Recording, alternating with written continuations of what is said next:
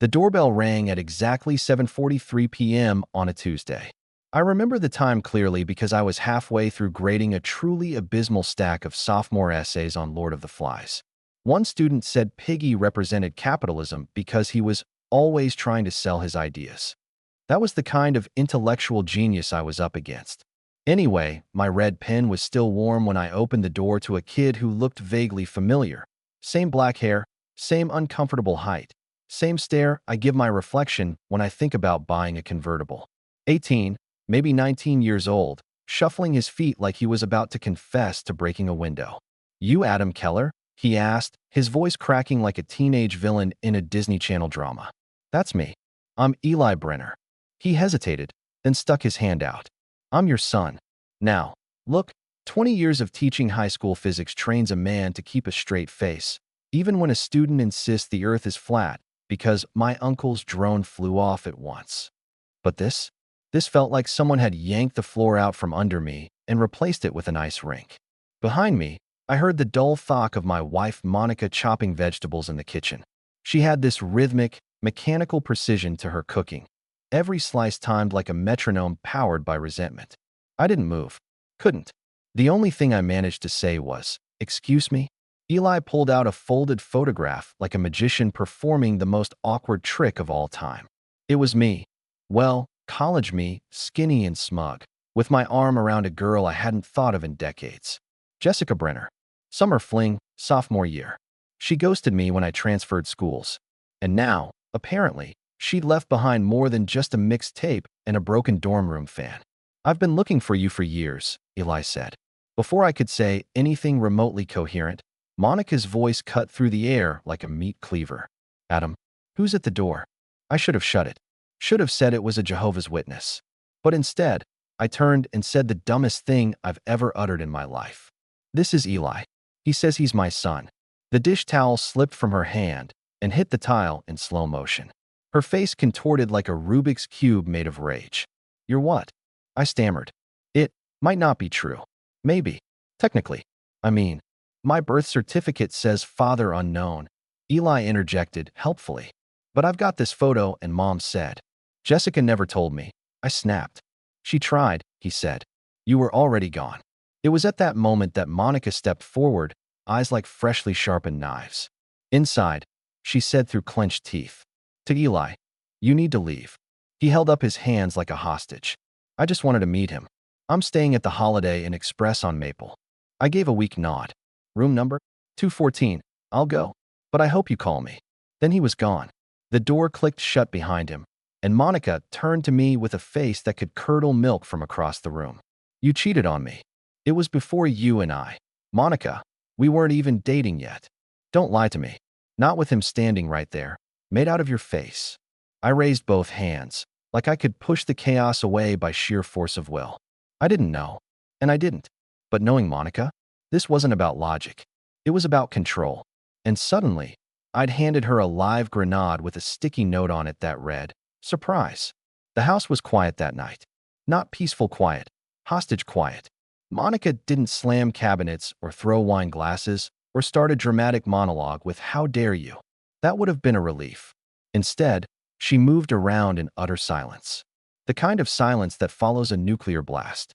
The kind that says, "I'm not yelling because I'm planning." We'd been married for 20 years. In that time, I'd seen her cry exactly 3 times. When her dad died, when our dog limped into her arms with a broken paw, and once during a rerun of Grey's Anatomy. But that night, nothing. Just cold, calculated, tactical retreat into her own mind. I slept in the guest room.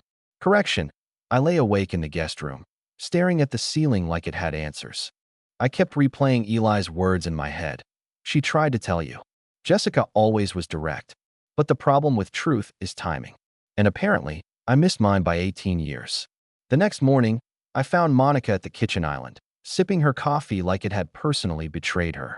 "I need to know," she said without looking at me, "if there are any other surprises hiding out there. Secret families? Illegitimate hamsters?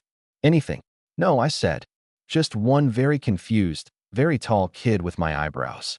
She nodded slowly, then picked up her phone and started typing. Not another word. Not even eye contact. A few days passed in frostbite-level silence. Then on Friday, I got a text from an unknown number. Hey, Dad, you up for coffee? Eli. I stared at the screen for a full 5 minutes before responding. Sure. Blackbird Cafe. Noon. He was already there when I arrived, seated by the window, wearing the same anxious expression I wore before my first parent-teacher conference. We ordered drinks and sat in silence for a while. Finally, I said, "You really do look like me." He laughed awkwardly. Yeah, my mom used to joke that cloning was involved. How'd you find me? He shrugged. DNA kit. Online forums. Facebook. You'd be surprised how easy it is to track down a man who coaches JV chess and uses his full name in local news interviews. Well, I said, sipping my coffee. Remind me to scrub my digital footprint. He paused. You okay? You don't seem mad. Eli, I said, setting my mug down. You're not the one who lied to me for 2 decades. You're just the plot twist. He smiled at that. That's supposed to make me feel better? Probably not. But I'm a teacher. I deal in uncomfortable truths. Then he leaned forward, and here's where things shifted. Just slightly. There's more, he said. About my mom. About you. I frowned. What do you mean? She left something behind. A letter. Said it was for you. For if I ever found you. He pulled it from his backpack. A worn envelope with my name and Jessica's handwriting. I hadn't seen it in years, but my stomach recognized it instantly. I opened it slowly. Inside, a single page. No grand declarations. Just this. Adam, I tried to tell you. I really did. But when I couldn't find you, I decided to raise him without bitterness. He deserved better than a ghost. If you're reading this, it means he found you, and that you have a chance to be better than I gave you credit for. I hope you are. For his sake. Jess. I stared at it for a while. It felt like touching a photograph that still radiated warmth. I folded the letter, slid it into my jacket pocket, and looked at Eli. I don't know how to do this. Neither do I, he said. But I'm not going anywhere. Later that night, back home, I stood in front of the fireplace. Monica was watching TV, something with lawyers and drama, and people slamming briefcases. I reached up and removed the old family photo, the one with the 3 of us at Lake Michigan, back when we still believed in forever. Behind it, I'd hidden a spare key, a love letter, and a thumb drive. That last one I didn't recognize, which was strange, considering I hid everything else behind that frame. I plugged it into my laptop. One folder, dated 6 months ago, labeled for insurance. Inside, surveillance footage. Not mine. Hers.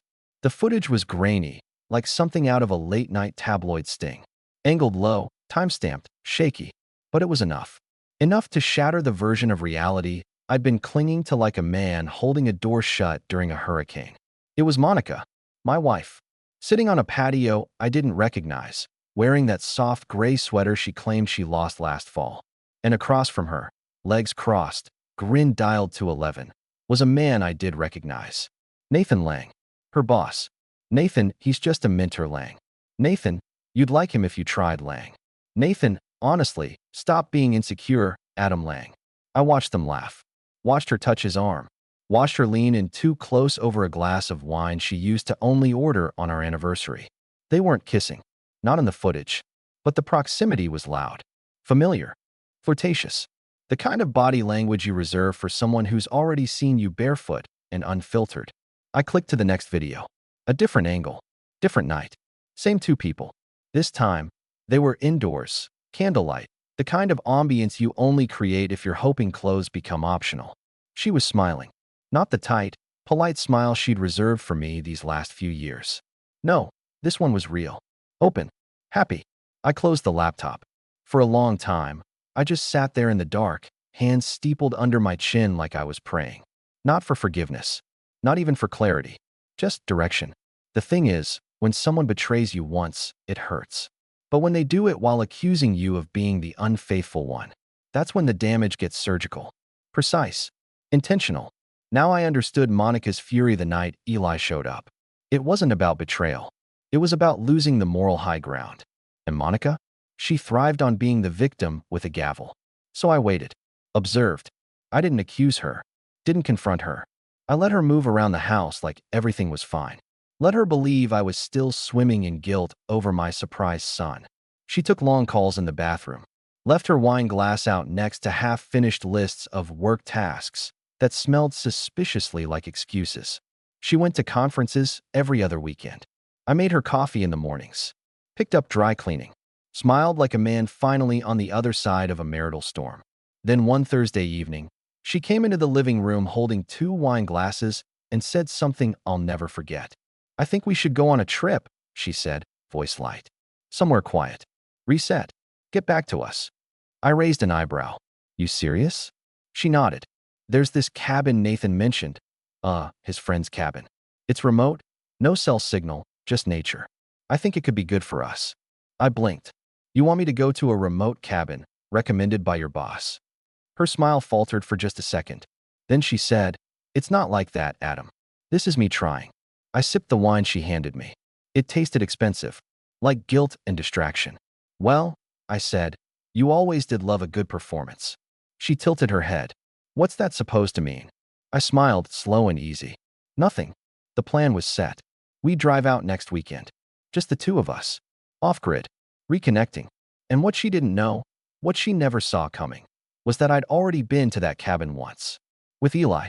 Because funny thing about being betrayed, you start double-checking everything. Addresses. Names. GPS pings. And when I'd traced a few of Monica's retreat weekends, I found that little cabin in the woods tucked neatly into her browser history and a receipt in our shared credit card statement. She thought she'd been careful. She forgot who she married. Monica packed light.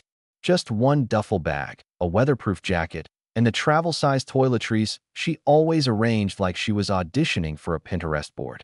She moved like a woman trying to act normal. Too normal. Like she was reciting lines from a script she didn't fully believe in. "This'll be good for us," she said for the 3rd time as we loaded up the car. I just nodded, closed the trunk, and double-checked that the dash cam was recording. Not that I expected a car chase or a dramatic confession on the interstate. But when someone builds their life on performance, you record everything, even the silent parts. The drive up took 3 hours. Winding roads, lots of pine trees, no cell signal after mile marker 214. Monica played an old playlist on her phone, songs we used to sing along to. I didn't join in this time. She turned the music down eventually. "You're quiet," she said. "Just tired." She nodded, like that answer was good enough. And for her, it probably was. She'd long stopped listening for meaning under the words. Monica heard what she wanted to hear. Always had. The cabin looked just like I remembered from the drone photos Eli helped me pull, quaint, weathered, and isolated. No neighbors, no cameras, no Wi-Fi. It was the perfect place to reconnect, or disappear, if someone was in the mood to stage a marital accident. She unlocked the front door with a key already in her pocket. That alone was suspicious. "How'd you get the key?" I asked casual. "Oh, Nathan had it sent over." "Sent where?" Our mailbox hadn't received anything in weeks. But I didn't press. She thought I was walking blind. Let her. Inside, the place was clean.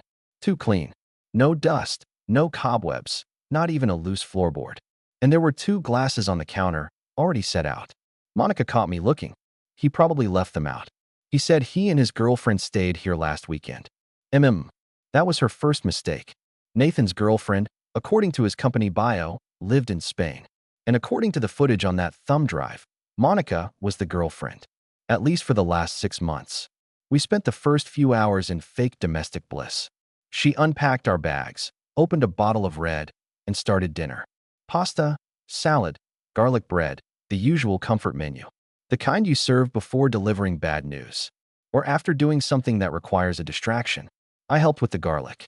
Halfway through chopping, I said, "So, just us this weekend, huh?" She didn't look up. That's the point. No surprise guests. Nathan's not going to hike in with a bouquet and a karaoke machine. She stopped stirring the sauce. Her hand tightened on the spoon. "That's not funny," she said. I smiled. Wasn't trying to be. She turned. "I told you. He offered the cabin, that's all. He's just trying to help." And how exactly is sleeping with a married woman considered helpful these days? Her mouth parted like she'd just swallowed a fly. She stared at me, unblinking. "What did you just say?" I wiped my hands on the dish towel and leaned against the counter. "You heard me. You're insane," she said. "Where would you even get that idea?" "Let's see," I said, counting on my fingers. The thumb drive hidden behind our photo frame, the wine glasses in every shot, the weekends you were at conferences, the matching sweater you left at his place. Oh, and your voice saying you're so good, I want to do it again. She stepped back. You went through my things. No, I said calmly. I investigated my life. Big difference. She turned away, pacing now. You don't get to do this. You don't get to play the victim after lying to me for years about that son of yours. Eli didn't lie, I said. You just couldn't handle the fact that your skeletons weren't the only ones in the closet. The silence that followed was thick. Not sad, not tense, just real. For the first time in months, we weren't pretending. Why now? I asked. Why did you bring me here? What was the plan? Monica looked at me with something halfway between panic and disdain. There wasn't a plan. Monica, I said calmly. Don't insult both of us. She stared, and then she did something I didn't expect. She sat down, collapsed into the armchair like a tired actress after curtain call. I didn't know you knew, she whispered. I stayed silent. I was going to end it, she added. With Nathan. After this trip. I needed to see if there was still something here. I tilted my head. And if there wasn't? She didn't answer. That was answer enough. We didn't speak for the rest of the night. She ate her pasta in silence, staring into her wine like it had secrets. I pretended to watch the fire. Every once in a while, I'd glance at her face. Not out of nostalgia. Out of curiosity. She didn't look guilty. She looked annoyed. Like I'd ruined her narrative. When she went to bed early, I stayed behind and opened my laptop. Not for the footage. I didn't need to see it again. I opened a draft folder. Inside was a letter. Not to her. To someone else. Someone she didn't even know existed. To whom it may concern. If you're reading this, it means the truth came out. I've attached all evidence. Photos, recordings, written statements. You'll find the dates and timelines match. The betrayal isn't just personal. It's professional. Monica Keller, head of marketing, has been engaged in a secret relationship with her superior, Nathan Lang, while securing vendor contracts worth 6 figures. I trust you'll know what to do with that information. The recipient? Human Resources, Corporate Ethics Department. And the kicker? I wasn't sending it yet. Not tonight. Monica thought she brought me here to test the marriage. What she didn't know is that she walked straight into a game of chess. And I've always played 12 moves ahead. By morning, the fire had gone out, the air had gone cold, and Monica was still pretending the night before had been a dream. She emerged from the bedroom wrapped in a blanket and denial, yawning like it hadn't all come crashing down 12 hours ago. Coffee, she asked. I handed her a mug without a word. She didn't thank me. Instead, she sipped and stared out the window, watching snowflakes drift past the pine trees like nothing in her life was made of glass and lies. She always had that gift, pretending her messes were just misunderstood art installations. You sleep well? I asked. She turned slightly. Not really. Too many thoughts. I nodded. Yeah. I figured guilt's loud. She didn't bite. Instead, she just changed the subject. We could take a walk later, she said. There's a trail behind the cabin. Right. A walk. Nature. Healing. All part of the script she must have written weeks ago, before she knew I'd gone off book. Sure, I said. Let's walk. She perked up like a student who finally got the right answer on a test she'd been failing. I almost admired it. The sheer gall of trying to glue back together a mirror while your reflection was still laughing at you. We left around noon. The woods were quiet, the path half frozen, winding between tall trees that stood straighter than most of my marriage. Monica talked as we walked, filling the space with small talk. Weather, scenery, how peaceful it all felt. I let her speak. That's when she felt safest. When she thought I wasn't listening. Eventually, she stopped. We were about a mile out, the trail narrowing, no sounds but birds and branches creaking above us. This is nice, she said. It feels simple again. She turned toward me, reaching out to touch my hand. I want to be honest, she said. I didn't move. Okay. I made a mistake, she said, eyes softening. With Nathan, it wasn't love. It was escape. I felt like you weren't really here anymore. Like you had one foot out the door. I nodded slowly. So your solution was to hop into bed with the man who signs your paycheck? She winced. It wasn't just about him. No, I said. It never is. That's the whole problem. She looked down. I'm not proud of it. I was confused. Lost. You weren't lost, I said. You were calculated. There's a difference. Her lips pressed into a line. I took a slow breath. Here's the thing, Monica. I could have forgiven a mistake. Maybe. One bad choice. A slip.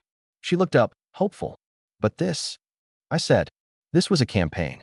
Coordinated. Strategized. You didn't just betray me. You tried to rewrite the narrative so I'd look like the villain. You tried to weaponize Eli against me.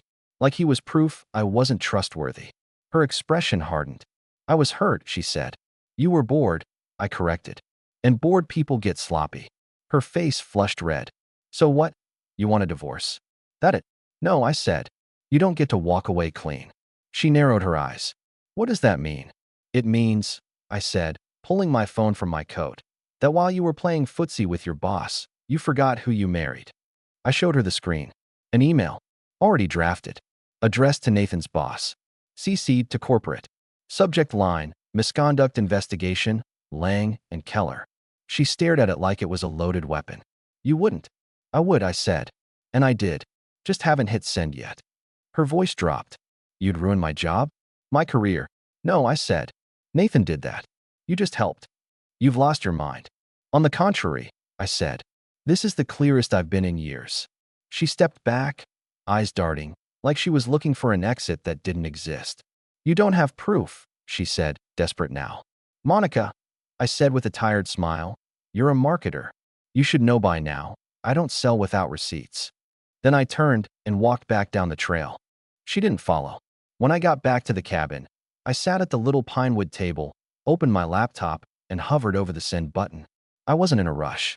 Let her stew in the woods a little longer. Let her imagine the walls closing in. I checked the clock. She'd be back soon. And right on cue, 15 minutes later, the cabin door creaked open. Her face was pale. Her hands clenched. I made a call, she said flatly. I raised an eyebrow. To who? To Nathan, she said. Told him it was over. Told him he needed to come clean before you did. And did he agree? She hesitated. He didn't take it well. No, I said. People like him rarely do. He said you'll regret this. I smiled. He's right. I'll regret not doing it sooner. She folded her arms. So what now? You burn it all down. Not all, I said. Just the parts you poisoned. And then I hit send. The screen blinked once. Message delivered. She stared at me, silent. You said you wanted simple, I said, standing. That's simple. She didn't speak. Not when I packed my bag. Not when I walked out. Not when I drove away. But I'll tell you this. When I hit the main road, I checked my rearview mirror.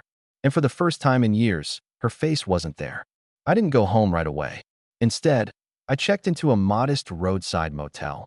Clean sheets, lukewarm coffee in the lobby, and a front desk clerk who didn't ask questions.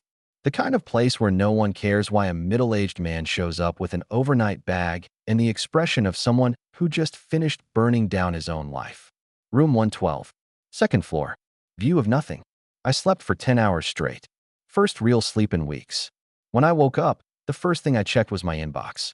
The email I'd sent to Nathan's superior, to corporate HR, and to the board member who'd once shaken my hand at a company picnic hadn't bounced.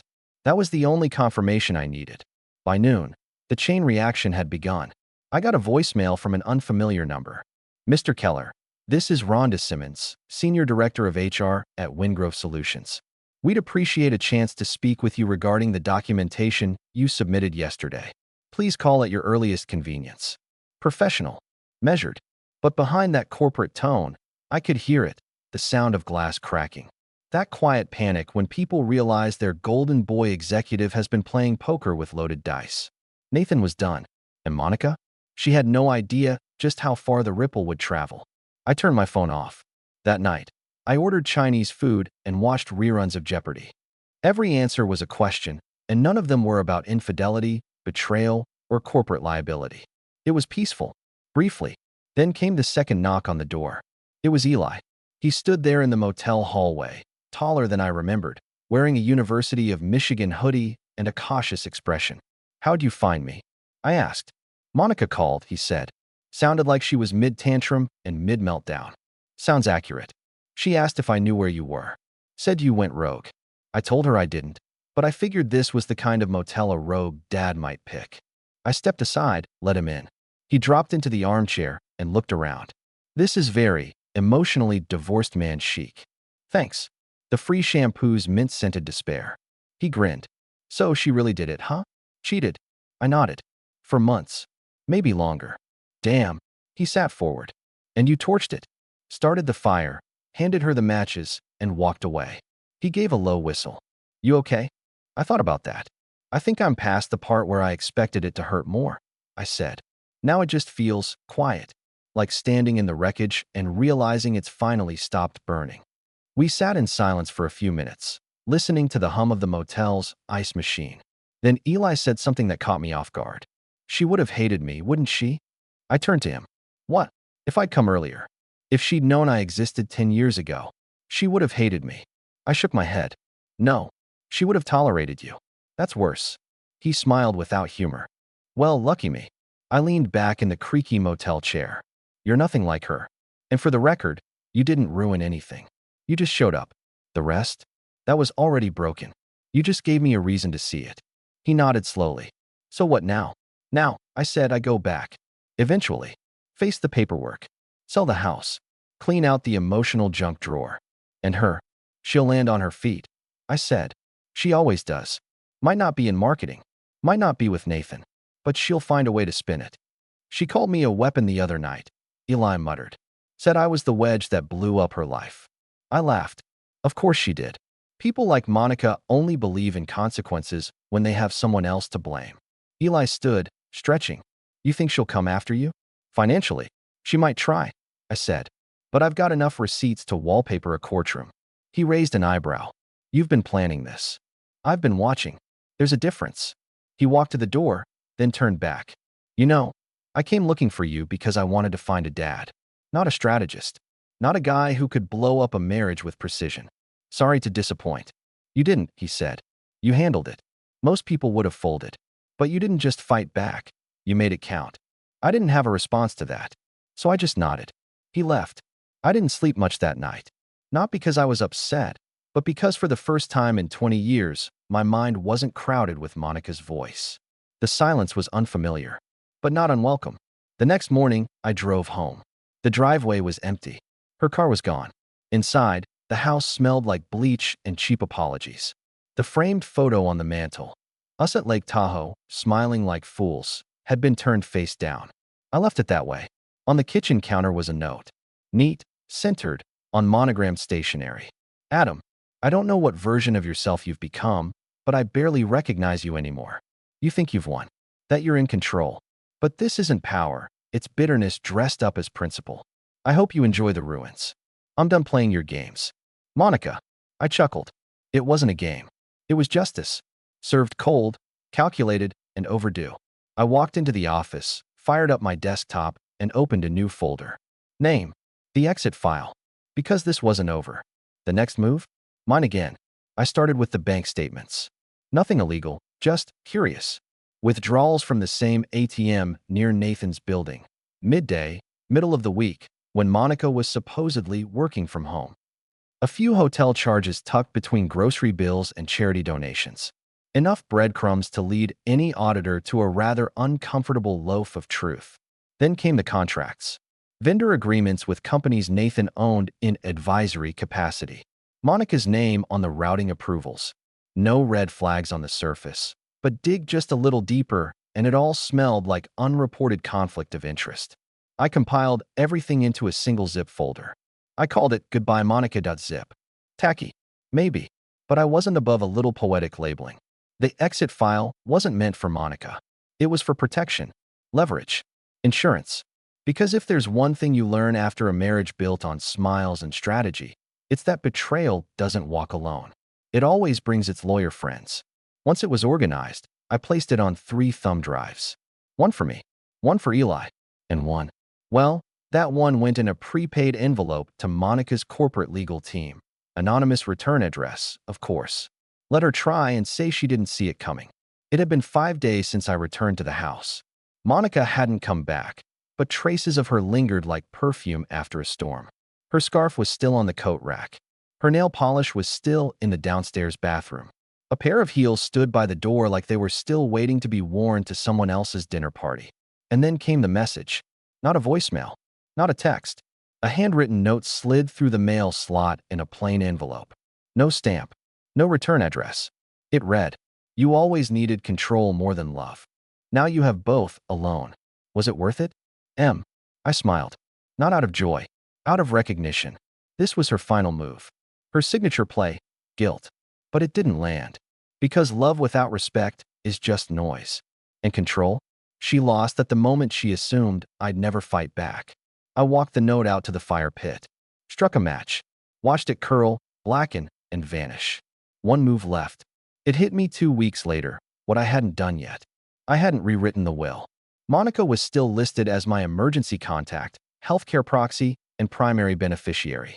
The woman who stood beside me for 20 years and then stepped over me for 6 months still had the keys to every door that mattered. So I changed it all. My lawyer blinked when I told him who the new beneficiary would be. Your son, he asked. The one who just showed up? Exactly, I said. Don't you want to wait a little? No, I said. Because he never asked for anything. That's exactly why he deserves something. Eli came over that night for dinner. My cooking, his appetite, and no more elephant in the room. After we ate, I handed him a copy of the updated document. He read it 3 times. You serious? Dead. He looked up, blinking. You don't have to. I know. We didn't hug.